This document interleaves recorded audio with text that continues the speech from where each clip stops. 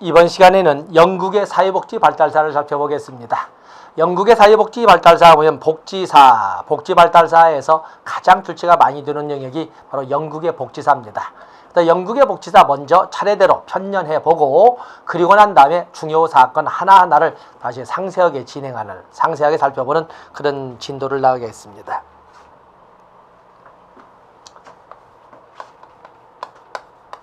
자, 영국의 복지사. 영국의 복지사를 먼저 전체를 한번 정리를 해보고 1601년에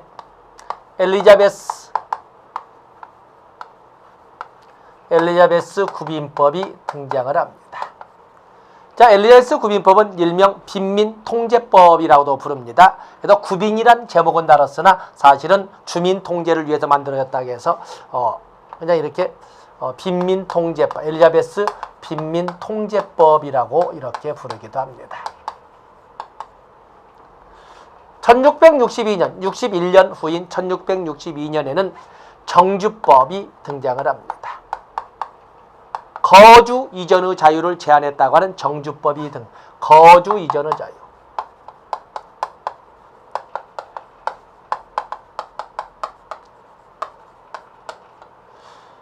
그로부터 60년 후인 1722년에 작업장법이 만들어집니다.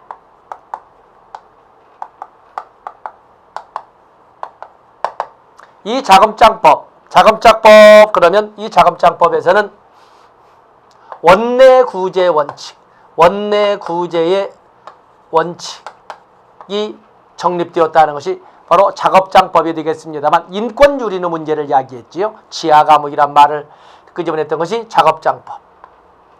그로부터 60년 후인 1782년에는 길버트법이 만들어집니다. 길버트법이. 1782년에 만들어진 길버트법에서는 작업장의 인도주의화를 이끌어가는 거지요. 작업장의 인도주의화. 그래서 이번에는 원외구제 원칙을 확립시키고자 했던 것이 길버트법에서 인도주의적 구빈을 이끌어가고자 하는 시도라고 할 수가 있습니다. 1795년에는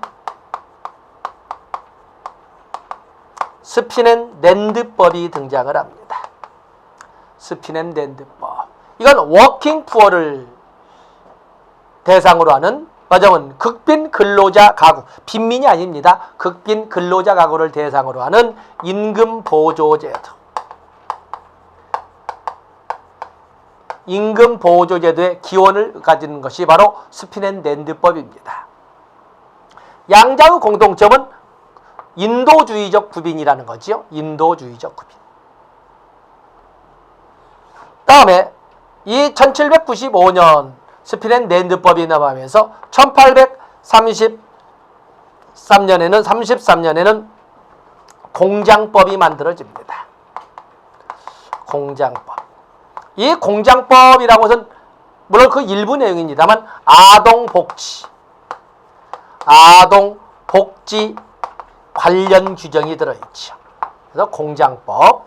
그리고 1834년에 개정구빈법. 신구빈법이라고 할 수 있는데 개정구빈법이 있습니다. 이 개정구빈법에서는 다시 억압 속의 구제로 여기는 인도주의적 구빈이죠. 인도주의적 구빈. 근데 그로 인한 문제이기 때문에 억압 속의 구제로의 복귀가 결정된 것이 개정구빈법입니다. 그래서 3대 원칙, 균일처우의 원칙, 열등처우의 원칙, 작업장 활용의 원칙을 여러분들이 기본적으로 가져가셔야 됩니다. 인도주의로 인한 문제점이 바로 이 억압 속의 구제로 복귀로 개정구빈법이 만들어집니다. 때문에 여기에 나와 있는 이것은 공공부문의 개입입니다. 그에 비해서 1869년, 19세기 후반으로 넘어가죠. 1869년에는 자선조직협회가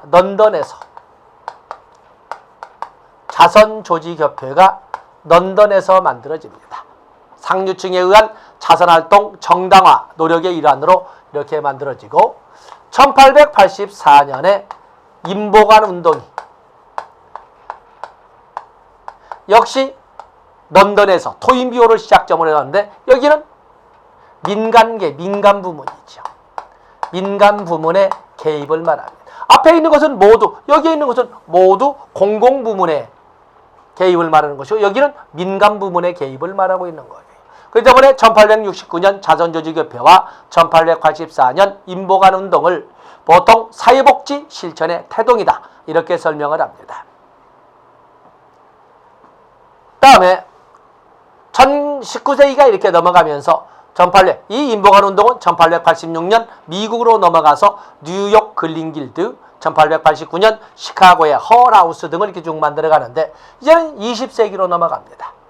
20세기로 넘어가게 되면 1905년에 왕립위원회가 있는데 그건 놔두고 1908년, 1907년, 1908년 노령연금법, 노령연금법, 1909년 최저임금법, 1911년 국민보험법 등이 이렇게 만들어지는데 이 세 개의 법은 어떤 20세기를 들어와서 초기에 만든 이 세 개의 법은 사회적 빈곤관의 정책 반영이라는 의미를 갖습니다. 지금까지는 모두 개인적 빈곤관을 가지고 진행이 됐습니다만 바로 이렇게 20세기에 들어서 만들어진 노령연금법이나 최저임금법 또는 그런가 하면 국민보험법 같은 경우는 사회적 빈곤관이 정책에 반영되기 시작했다. 사회적 빈곤관은 전환된 건 아니고 정책에 반영되기 시작했다는 의미를 갖는 것이 바로 이게 되겠습니다. 그 중에 이 국민보험법은 영국 최초의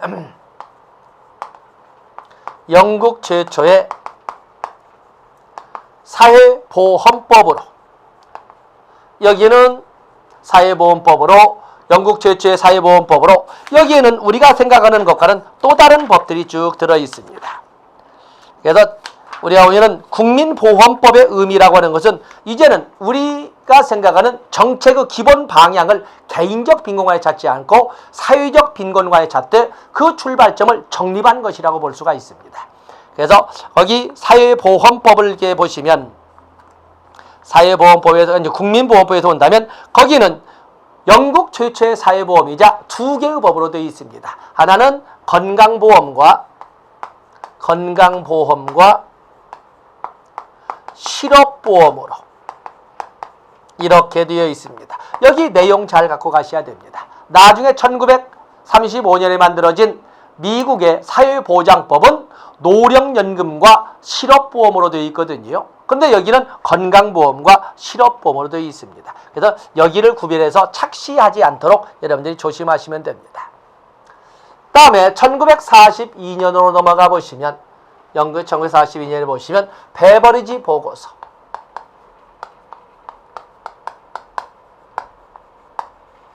베버리지 보고서가 등장을 하지요. 이 베버리지 보고서라고 하는 것은 영국이 드디어 복지국가로 전환되었음을 의미하는 사회적 빈곤관으로 정책 전환이죠. 복지국가로 전환.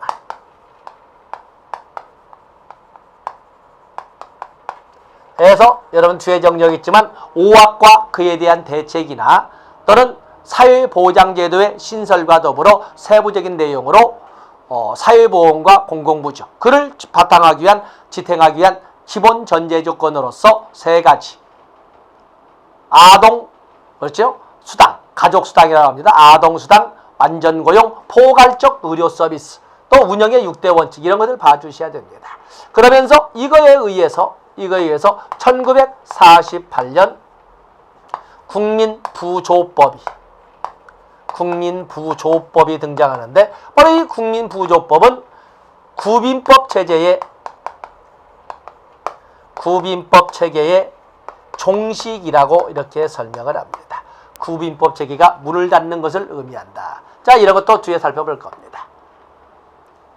그리고 1970년대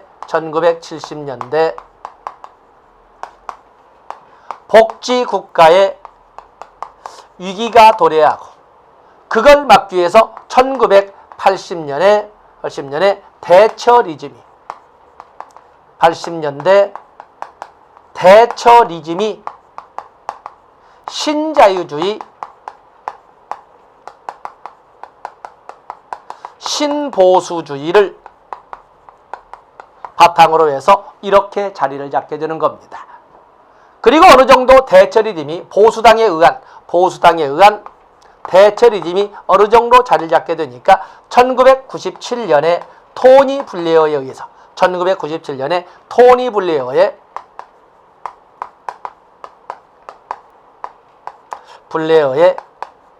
제3의 길이 이렇게 태동이 되는 겁니다. 자, 여기까지가 바로 영국의 복지사의 전면입니다. 그래서 영국의 복지사, 어떤 영국의 복지사는 전체가 하나의 문제의 틀입니다. 어떻게든 간에 문제를 다 낼 겁니다. 그리고 하나하나를 가지고 다 출제를 하지요. 그래서 이제는 이게 전체 편년을 봤으니까 구체적인 내용 하나하나, 엘리자베스 구빈법부터 하나하나를 다뤄보도록 하겠습니다. 그래서 이 전체 편년 꼭 한번 적어 놓으시고 여러분 거 만드셔야 됩니다. 자, 먼저 엘리자베스 구빈법을 보도록 하겠습니다.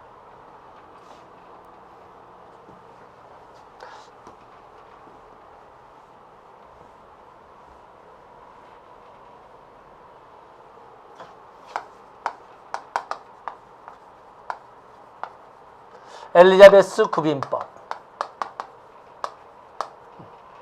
엘리자베스 구빈법이라고 하는 그 배경도 나와 있고, 엘리자베스 구빈법 배경 나와 있죠. 엘리자베스 구빈법 배경이 우선 십자군 전쟁의 실패와 수조원의 몰락, 십자군 전쟁의 실패로 인한 수도원의 몰락이나 1차 앵클로저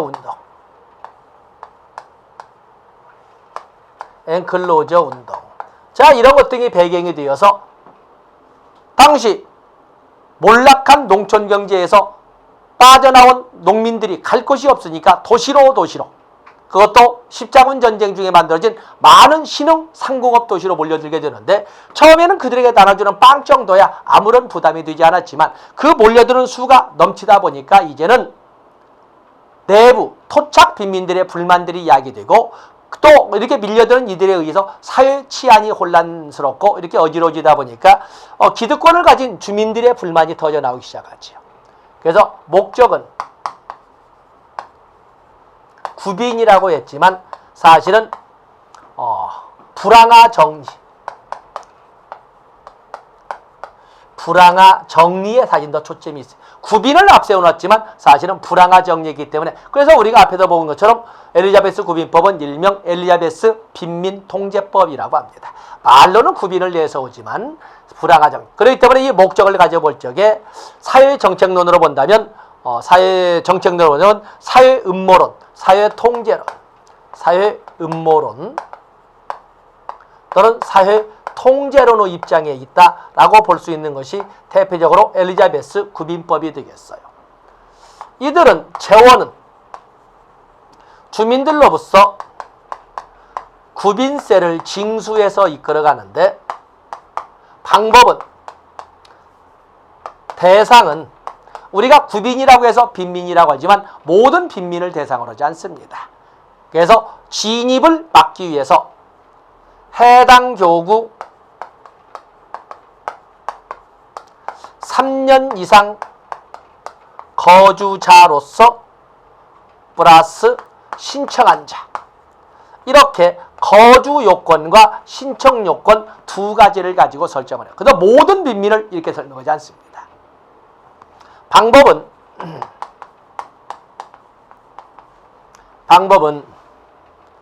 차별 구빈을 하죠. 차별 구빈. 노동 능력을 기준으로 해서 노동 능력이 있는 자는 작업장에 들어왔을 때, 노동 능력이 없는 노약자나 임산부 등은 시설에 들어왔을 때, 그리고 도움이 필요한, 뭔가 보호가 필요한 어린애들은 도제제도 등의 뭔가 일을 할 적에만 도움을 주기로 하는 차별구빈, 그래서 범주화된 차별구빈을 했다라는 것이 하나의 방법이 특징이 되겠고, 또 그런가 하면 여기에서는 이 구빈은 무조건 국가의 책임을 강조하지만 1차 책임은 친족, 그리고 나서 2차 국가개입. 많은 사람들 국가개입을 제일 앞에 내서 아닙니다. 어느 것이나 먼저 자기의 가족, 자기의 친족의 책임을 우선으로 하되, 그러고도 안 된다면 국가가가 아니라 국가도 개입을 해야 된다는 걸 규정했다는 점에서 특히 이 국가개입은 2차 개입입니다. 그리고 통일된 구빈행정.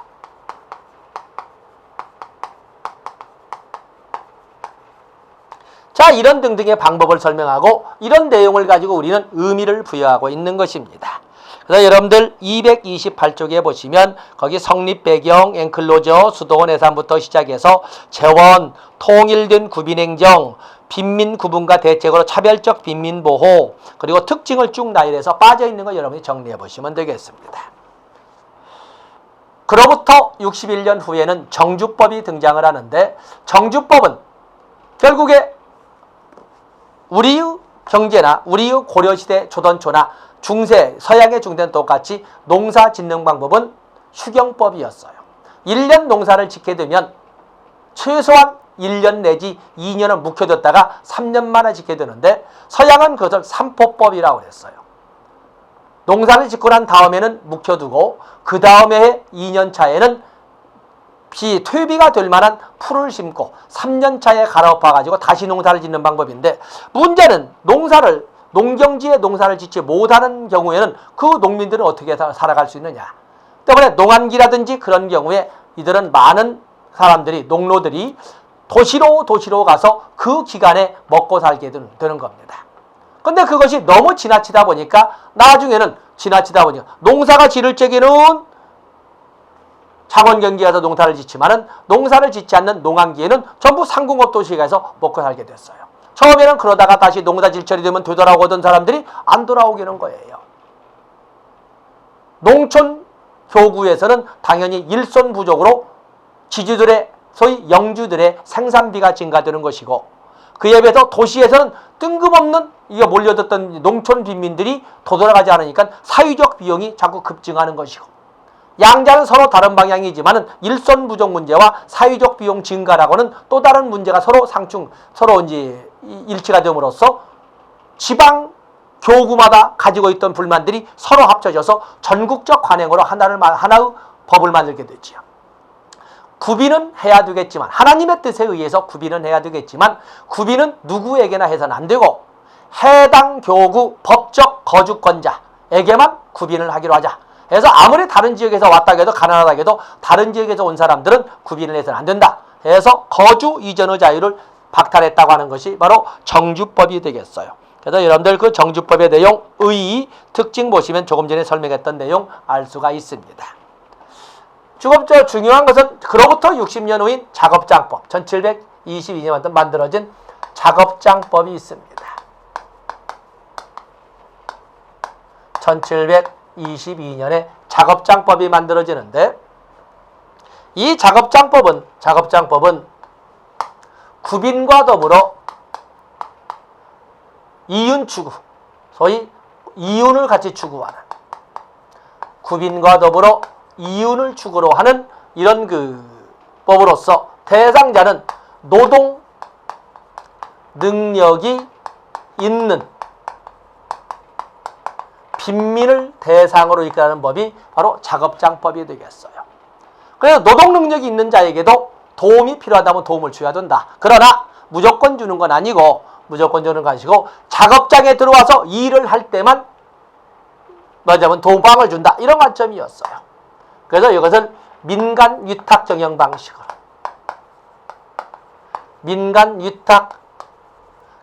방식으로, 그렇게 해서 노동 능력이 있는 빈민들을 모아다가 일을 시키면 그에 소요되는 비용은 국가가 지원하는 방식이었어요. 그래서 오늘날 직업보도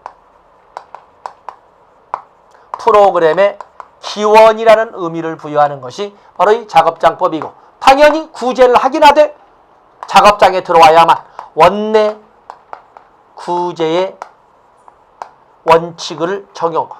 원칙의 정립을 가져왔던 것이 바로 작업장법이 되겠어요. 그런데 이렇게 빈민들을 모아다가 일을 시킨다. 노동능력 있는 사람. 그 때문에 노동능력 있는 사람들의 비도덕성을 사전에 막고 또 그로 인한 이윤축을 통해서 공익에 기여하도록 하고 그러면서 사회의 치안도 안정적으로 이끌어가는 좋은 개념은 알겠으나 문제는 작업장 안에서는 어떤 문제가 있는지를 알지 못했어요. 지금도 우리나라에 수없이 많은 사회복지에 관련된 시설, 장애인 시설, 노인복지 많은 시설이 있습니다만 그들이 이런 장애인이나 노인이나 노숙인들을 모아다가 말하자면 그 시설에 수용하고 그들을 보살피면 그들에게 관련되는 비용을 국가가 대주는 방식이에요. 그런데 문제는 그 안에서는 어떤 일이 있는지 여러분도 알 거예요. 그 안에서 어떠한 일이 있는지는 알지 못합니다. 수없이 많은 인권 유린이 있다는 거 알고 있습니다. 그러나 국가는 애써서 그쪽으로 고개를 돌리지 않으려고 합니다. 그 똑같은 모습이에요. 인권 유린, 작업장 내 인권 유린이 자행된 거였어요. 그렇게 해서 지하 감옥이라는 이런 말이 나올 정도로 그러니까 사람들이 안 들어가려고 하죠. 그러다 행방불명 자가 많은 거예요. 어디에 있는지를 알지 못합니다. 우리가 생각하면 시설 뒤지면 되지 못 찾습니다. 유병원이도 못 찾은 것처럼. 바로 이런 작업장 내 인권 유린의 문제가 소소히 퍼져나와서 말이 안 된다 하는 것 가정에서 많은 사상가들이나 정치인들은 뭔가 인권 유린을 차단시켜야 된다 하는 주장이 나오는데 그것이 1960, 말하면 이로부터 60년 후인 1782년에 길버트법으로 나타나는 거예요. 길버트법을 보도록 합니다.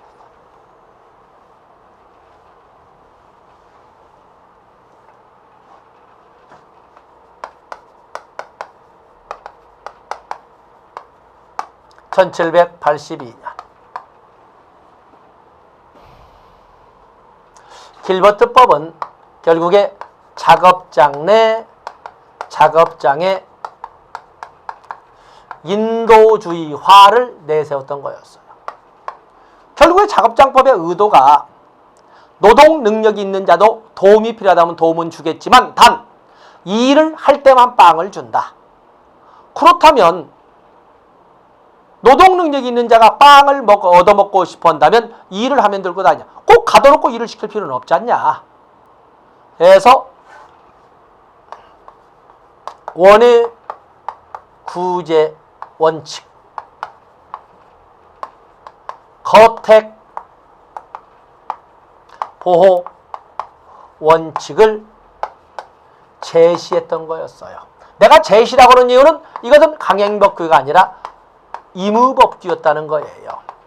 그래서 무조건 노동능이 있는 자에게 빵을 주지만 일을 할 때만 빵을 주지만 가둬놓지는 말아라 이렇게 말을 못한다는 거예요. 그래서 의무법규이기 때문에 일부 교구에서만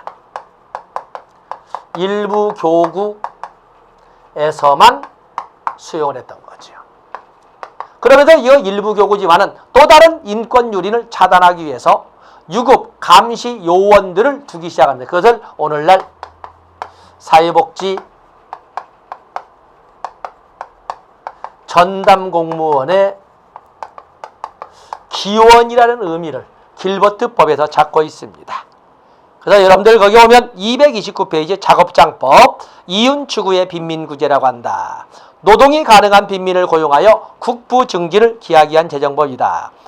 2번에 2번 직업보도 프로그램의 원조이다. 3번의 둘째 줄 원내 구제 원칙을 정착시켰다. 그리고 5번 거리나 불황화수는 감소하였으나 처우는 비인간적이었다. 지하 감옥이라고 했다. 바로 이런 작업장법을 만들어가는 그 근거법으로서 나에게 설명하고 있는 것이 나치불법. 그래서 작업장법이 아니라 나치불법이 나와도 똑같이 작업장법을 이렇게 여러분들이 가지고 풀어가시면 됩니다. 바로 이런 작업장의 인권 유린 문제를 척결하기 위해서 나온 법이 길버트법이 되겠어요.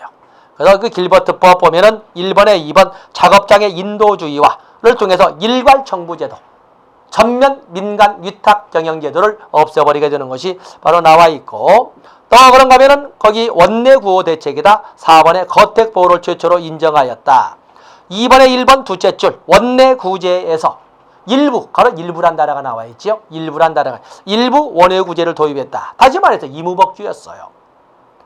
그러면서 작업장은 뭘로써 오히려 노동 능력이 없는 사람들의 시설로 전환 사용되었다. 그리고 4번의 둘째 줄 쭉 보시면서 오늘날 사회복지 전담 공무원의 시초이다. 그리고 여기 나와 있어요. 교구연합에 의한 행정구역을 확대했다. 이게 뭔 말일까? 교구연합에 의한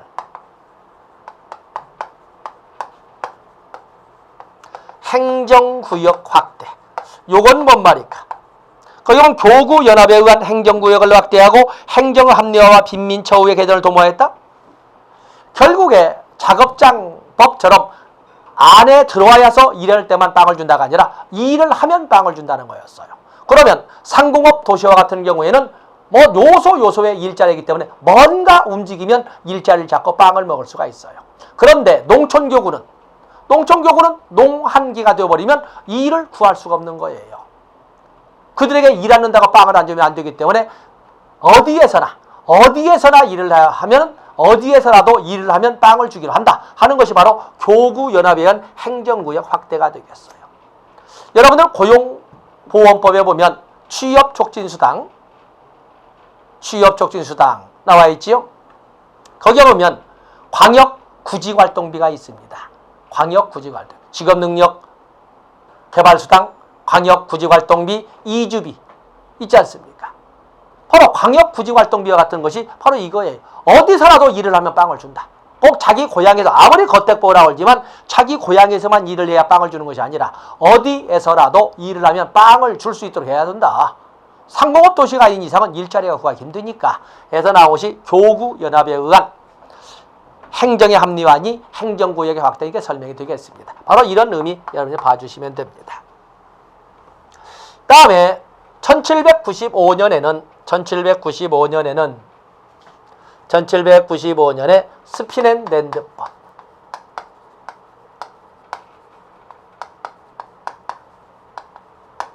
1795년에 스피넨랜드법이 만들어집니다.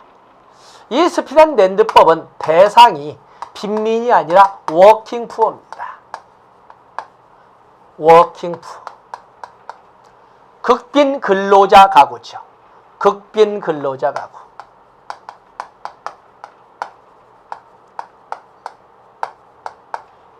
그렇기 때문에 이 대상이나 내용으로 본다면 오늘날 우리나라에 적용하고 있는 근로장려세제와 유사한 것이 스피넨랜드법이에요.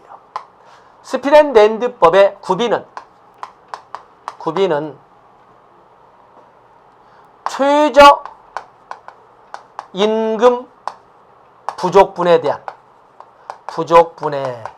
대한 보충 방식이기 때문에 임금 보조 제도. 또 그러면 최저 생계비의 기원이라는 의미도 여기도 찾습니다. 그래서 최저 생계비라든지 또는 최저 생계비나 또는 임금 보조 제도 기원이라는 의미를 받습니다. 그러면서 가족수에 따른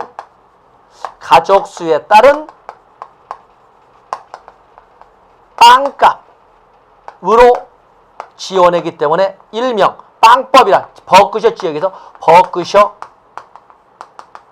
빵법이라고 합니다.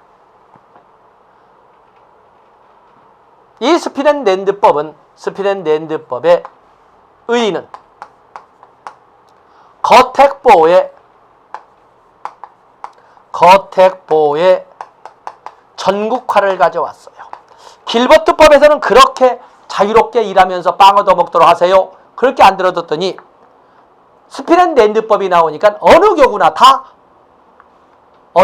다 거택보호 원외구제를 선택을 했어요. 왜냐하면 길버트법에서는 자기가 일해봤자 자기 먹을 빵밖에 안 나오지만 스피넨랜드법에는 자기 하나 희생해서 일을 하면 전 가족의 생활비가 나오는 거예요. 그러니까 하라만 할 것이 없습니다. 그냥 일자리를 못 구해서 난리가 난 거예요. 자연스럽게 거택보호 원칙, 원외구제의 원칙이 전국화되었다. 그러나 도덕적 해이가 만연하게 되었어요. 자본가의 임금 축소, 또 그러면 노동자의 빈곤의 영속화. 사실은 이 극빈 근로자 가구의 빈곤 탈출을 돕기 위해서 국가가 생돈 들여가면서 열심히 일하는 사람에게 세금 걷은 걸 가지고 그 극빈 근로자 가구의 최저 생계비까지 채워줬는데 그걸 가지고 오남용하기 시작했어요. 자본가는 어쨌든 내가 너를 데리고 있다는 것만 너는 고맙게 생각해라. 너 결국에 너 가족이 먹을 수 있는 최저 생계비까지는 국가에서 채워줄 것 아니냐. 우리 회사에 적을 둔 것만 해도 고맙게 생각해라 라고 하는 것이고, 근로자들은 결국에 이래 먹으나 저래 먹으나 똑같다면 굳이 뭐 미쳤다고 땀 흘리면서까지 빵을 얻어먹냐. 그냥 하는 척하면 되지. 이렇게 하다 보니까 성실한 납세자로부터 불만을 사기 시작했죠. 구빈법 개정 요구가 빗발치게 된 거예요. 바로 이것이 스피넨랜드법의 내용이라고 할 수가 있습니다. 그래서 231페이지에 오면 스피넨랜드법의 내용 나와 있는데 바로 이 스피넨랜드법의 내용이 이렇게 되어 있습니다. 그렇게 해서 정부에서도 더 이상 이런 성실한 납세자들의 이런 조세 저항 직전까지 간 이 불만을 더 이상 무시할 수 없었지요. 그렇게 해서 1832년에 가서는 왕립위원회 조사가 열리게 되는 겁니다. 자, 이 시간 여기까지 하고 다음 시간에 이걸 바탕으로 해서 어떻게 영국 정부는 대책했는가를 다루도록 하겠습니다. 고맙습니다.